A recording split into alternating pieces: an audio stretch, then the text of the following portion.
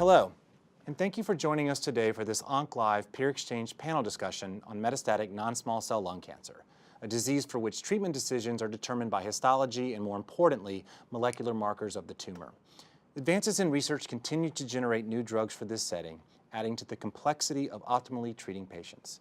Today I'm joined by a panel of world authorities in lung cancer medical oncology. Together, we will highlight the latest studies and will incorporate expert perspective on how the new data applies to decision-making in clinical practice. I'm Dr. Benjamin Levy, Assistant Professor of Icahn School of Medicine and Medical Director for the Thoracic Oncology Program at Mount Sinai Health Systems in New York. Joining me today are Dr. Chandra Balani, Miriam Beckner Distinguished Professor of Medicine at the Penn State Cancer Institute in Hershey, Pennsylvania, Dr. Marina Garasino, Chief of the Thoracic Oncology Unit at the Medical Oncology Division of the National Cancer Institute of Milan, Italy, Dr. Sarah Goldberg, Assistant Professor of Medicine at Yale Cancer Center in New Haven, Connecticut, Dr. Raswamy Govindan, Professor of Medicine, Director, Section of Medical Oncology, Division of Oncology at WashU School of Medicine, and Dr. Mark Criss, Professor of Medicine at Weill Cornell Medicine and the Ruan Chair in Thoracic Oncology at Memorial Sloan Kettering in New York. Thank you all for joining us. Let's begin. So I think in this first section, we're going to be talking about molecular testing, state of the art, and I think what we've witnessed in the past 10 years has been incredible advances in the development of targeted therapies. These developments of targeted therapies, of course, have been predicated on a firmer understanding of the genomic characterization of lung cancer. I think that EGFR and ALK have been on our radar for quite some time, but there's a growing list of rare yet actionable mutations underscoring the importance of comprehensive genomic profiling. Squamous cell cancers, while have historically have not shared the same advances as adeno, also may have potential actionable mutations which may help drive therapy selection. And then finally, we'll talk about plasma genotyping and the use of a minimally invasive blood test to reliably identify the genetic alterations within the disease, within lung cancer. So given this list, Mark, given your leading role in the LCMC and being on the cutting edge of a lot of this work, perhaps you can talk to us about what you're testing for and how you're testing. Well, starting with the LCMC, I think all of us, and there are a number of LCMC sites here with me represented today, we had this concept that if you understood the genetic makeup of a certain tumor, that you'd be able to better match treatments to the individual characteristics of that tumor. And as you mentioned already, ALK and EGFR are sort of the poster children, for that concept. What's happened over the last decade is that we've found more drivers and more drugs that target those drivers. In addition, there's been a great development of technology to allow these drivers to be assayed, to have it done in a routine way, a cost-effective way, a tissue-effective way, that is frankly available everywhere on Earth right now. And it's very much like the CBC. I don't even think it's possible to order a white blood cell count. I don't think it's possible anywhere on Earth to do that.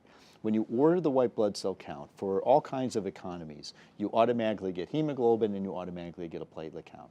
Well, it's the same way with these DNA genetic-based tests.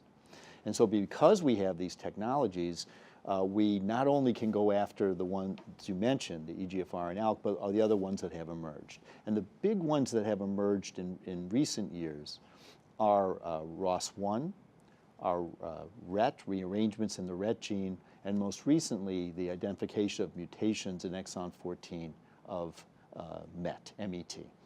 The beauty about these things is these tests are not research tests. They're all part of that same panel that's already giving us the information on ALK and EGFR. The second thing that's happened here is that there's been a revolution in the, I'll call it the efficiency and ease of testing. FISH tests, which used to have to be done for ALK, no longer need to be done. In next-gen sequencing, the current standard test, you can get very accurate measurements of amplifications in EGF. You can get an EGFR2, but the ones we use mainly now are ALK, RET, and ROS. These targets I've talked about are particularly important because drugs exist today that can be used to target these new targets that we found. There is the approval of crizotinib a few months ago for those patients that have rearrangements in ROS1. There's the availability of cabozantinib, recently approved now for renal cell cancer in addition to thyroid cancer, and MET. As it turns out, crizotinib was originally developed as an inhibitor of MET. It's kind of interesting. If you go back to the phase 1 trial of crizotinib, which led to these discoveries, it says trial of the new agent, a inhibitor of MET. But it is a great inhibitor of MET. So the beauty of these things is that it's additional targets, they're mutually exclusive. You find more targets at the same time. And you have a drug that can do that. And again, these drugs are already part of compendia, so any doctor can order them.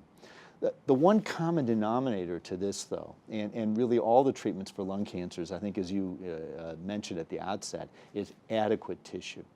And I think what we really need to do is to interact with our colleagues that give us the tissue specimens, interventional radiologists, pulmonologists, thoracic surgeons, and ask them to make sure that when they have lung cancer suspected, that enough tissue is there to do two things: to get a very accurate histologic diagnosis, and we'll talk later, I think, today about why that's so important, but also sufficient tissue. So, you know, back in the day, it was just making enough tissue to make sure you can make the cancer diagnosis. That dynamic has changed now. And if you have that tissue, everything works quickly, and our pathology colleagues will also have the adequate tissue they need. So it's been a very dramatic time, advances in therapy, advances in technology, but we still need to work on the human side to make sure we get the tissue we need in every patient, and to make sure our colleagues understand why we're asking for that. And I think it's been everybody's experience when the interventional radiologist knows why this is so important, and they jump through hoops to get it done and get it done right.